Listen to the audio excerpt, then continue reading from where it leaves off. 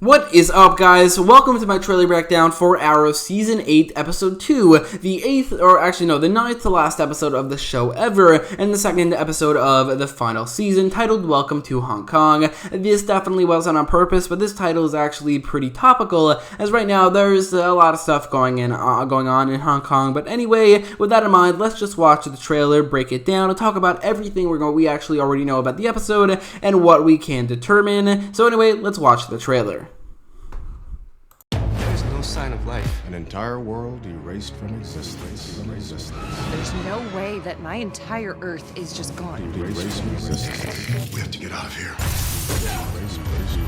I need my family to live.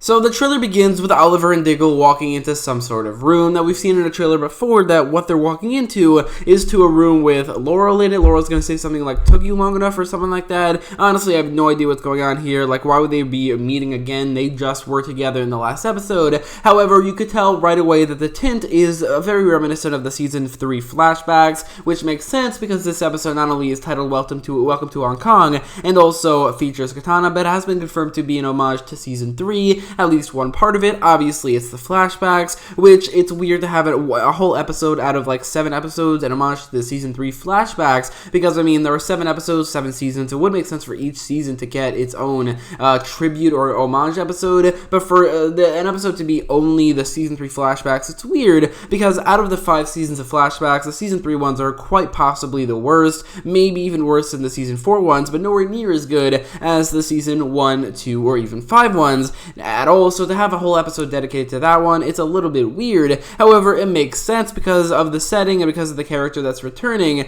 It is an interesting thing to go back to. Anyway, the trailer begins to talk about what happened at the end of the last episode, which I had no idea this episode would be dealing with that. I thought that it would just be Oliver with Diggle, maybe Laurel as well. I mean, obviously Laurel going to Hong Kong, meeting up with Katana, and helping the Monitor either recruit Katana or get something else. I had no idea that there would be this thing where Oliver is going to actually get some items, probably to create the device that connects all the remaining universes like it did in the comics, or that they'd be dealing with the destruction of Earth 2. But all of those things are happening in this episode, as they're going to be dealing with the destruction of Earth 2. I think it would be cool if there's a scene in this episode, or maybe even in the episode coming out an hour before this one, The Flash Season 6, Episode 3, if there's a scene of Oliver calling Barry or somebody in Team Flash telling them that Earth 2 was destroyed, or at least that they recognize that Earth 2 was destroyed in the next episode of The Flash, because, I mean, Earth 2 is obviously a very Flash-oriented universe. This is the first time we've ever seen it on any show outside of The Flash, and the first time Arrow gets a hold of Earth 2, it's destroyed. But anyway, I really do think the Flash should have some scene in this episode, or in the Flash's episode, where they talk about the destruction of Earth 2, and they actually acknowledge it. Anyway, that's something they're going to be talking about in this episode, and it's pretty exciting, as we get a line from the Monitor where he says, "An entire universe destroyed." I'm paraphrasing there, but anyway, that is really exciting. Anything to do with the Monitor, and whenever he appears, it enhances the scene. Whenever they have set up for the Crisis, which this season is entirely, except for the flash forwards, it enhances the scene, which is partially why, it's not the only reason, but it's partially why whenever it cuts to the flash forwards, it sucks. Also because the flash forwards have always sucked, and there's no Oliver Queen there. But anyway, there's a lot in this episode that I think is very exciting. So there's a shot of Katana, the only shot in the trailer, but there is a shot of the character who is returning in this episode, which is something that I am excited for. Now, I don't know why she's going to be appearing as Team Arrow, which is Oliver, Diggle, and Laurel, are all going to Hong Kong, which, while Tatsu has been there for a while, or she was there for a while, she doesn't live there now. She's from Japan. I'm pretty sure that's where she is currently. So the question is, why is she in Hong Kong? Well, I don't honestly know. Maybe Team Arrow are going to go there and meet up with her as she is on some sort of mission or something. It doesn't really matter, because while I expected this episode to be largely about Oliver recruiting Katana, who would be for some reason in Hong Kong, but it turns out that's not the reason he's going to Hong Kong. He's going to Hong Kong to recruit somebody else. As the synopsis says, the Monitor sends Oliver, Diggle, Laurel, as well as Tatsu to Hong Kong to retrieve somebody. Now, if it can't really be a character who's been in Hong Kong in the past, as every other character we've met, like Maseo, Akio, Tatsu, and even General Shreve, they're all either dead or Katana, which is already ruled out, so it's probably either an original character, a new character, or maybe a character from the comics. Now, other than Cassandra Cain, who has like a very small chance, like a 0.000000001% chance of appearing in this episode or ever in the Arrowverse, honestly, the only other significant character is Ryan Choi. Now, Ryan Choi, as you probably already know, is actually appearing in the upcoming crossover. In the comics, Ryan Choi was the second Atom, taking over from his mentor's role as the Atom, which was Ray Palmer. He's being played by Osric Chow in the upcoming crossover, as he's probably debuting there. However, what are the chances that Oliver is being sent by the Monitor during this crisis setup, during the crisis itself, honestly, to retrieve someone from Hong Kong, a place where in the comics doesn't really have that many characters aside from Cassandra Cain, who is Batgirl, no chance of appearing, and then a couple of villains as well as Ryan Choi. I think it is possible, not likely, but it is possible that Ryan Choi was cast a lot earlier than we expected. It's possible that through these shots of Oliver fighting some soldiers, maybe Ryan Choi was kidnapped, captured, or even imprisoned by some sort of military, either the US or the Hong Kong military, and Oliver is breaking him out of wherever he is. Obviously, the Monitor could maybe do it himself, but I mean, it's clear he's not 100% omnipotent. He needs Oliver or other human beings to do things that he isn't able to do, so maybe this is one of those things where he needs Oliver and the rest of Team Arrow to break Ryan Choi out of the Hong Kong prison, or some sort of military prison, so Ryan Choi can help out in the upcoming crisis. It wouldn't make sense because they're from Hong Kong. They need to retrieve someone from Hong Kong for the crisis, and Ryan Choi is appearing in the crisis, probably having a fairly large role and maybe a significant one, so I think that that is a theory that is possible, and Ryan Choi was cast a lot earlier than we thought, as he's not going to only debut in the crisis, but he could debut in this episode. There's no real evidence behind that, just speculation, and they usually never really do this, cast an actor for a character,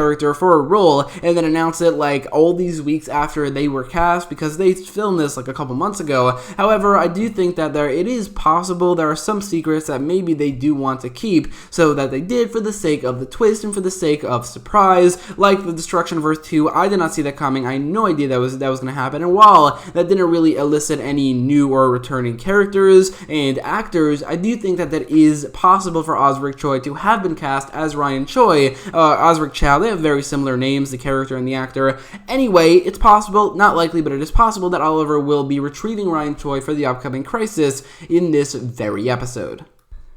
Now, there isn't really anything else to talk about in the trailer, but there certainly is some things to talk about in the promotional images, and what we know about the episode. Really, one of the images, we see Lila Michaels. Lila is going to be having a much bigger role in this season than she will have or had in any other season, not because of her appearances, but because of her role in the crisis. In the comics, Lila Michaels was kind of the adopted daughter of the Monitor and the Harbinger who brought together all the heroes for the crisis in Crisis on Infinite Earths, and she's doing the same thing in this season and in this crossover. However, the question does rise, and I made a theory about this: has she been working with the Monitor this entire time? Beth Schwartz, the showrunner behind Arrow, kind of answered this question as she was asked about Harbinger and Lila Michaels. She involuntarily gave up the knowledge that we are going to learn whether or not she has been working with the Monitor this entire time. Because of her wording, I do think it's very likely that Lila has been.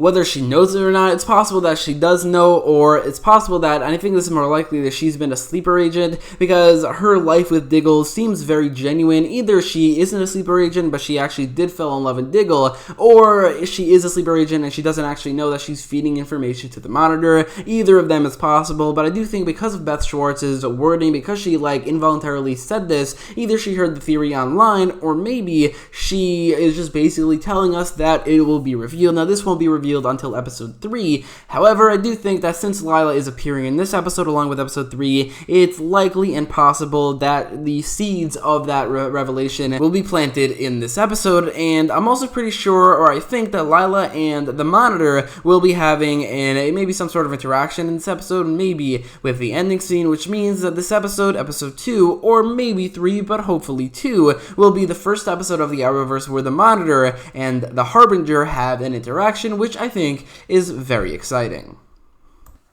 There's also the flash forwards in this episode, which the only thing we know about it is the synopsis saying that Connor has a heart-to-heart with his brother, but because Felicity isn't in this season, I know that basically every single episode, the flash forwards will be the worst part by far every single time. Anyway, the only other thing I want to talk about is Oliver's journey in this season. And it seems like most people definitely expected it to be a multiversal journey, because it seemed like he was going to do another universe in the first episode, and maybe every other episode in this season. However, unlike the first episode, every single other episode in this season, except probably for the Crisis on Infinite Earths episode, Oliver will be staying on Earth 1. He will be traveling the world, going to Hong Kong, probably going to Russia in that episode titled Proshness, maybe going to Lian-Yu in the episode titled Purgatory. I mean, that it's very likely. However, it seems like, it was confirmed that there's only going to be 2 episodes actually in Star City, but he's not going to be leaving Earth 1 again until the actual crossover and during it, and that's, on one hand, a little bit disappointing, but on the other hand, it might have gotten repetitive after the first episode if he kept on going to a new universe, unless those universes were drastically different from each other. So that is different from what I expected, but I don't think it's lesser. I don't think it's going to be worse because of it, because now it seems like, this was basically confirmed also, that Oliver will be going back to the places he's already been to. Like I said, there's Hong Kong, Russia, and Lian-Yu, and probably a couple other places, which will work as the homage to the last couple seasons, or every season up until this point,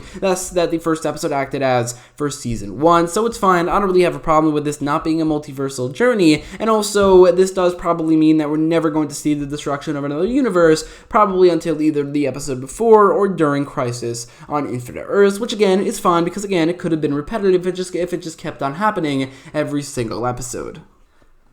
So anyway, let me know your thoughts on everything I talked about in this video, your thoughts about Ryan Choi maybe debuting, your thoughts about Harbinger, and Oliver not actually going on a multiversal journey, but instead just a universal or probably international journey across the world. Let me know your thoughts in the comments down below, and if you like this video, make sure to leave a like, share, and subscribe, and thanks for watching.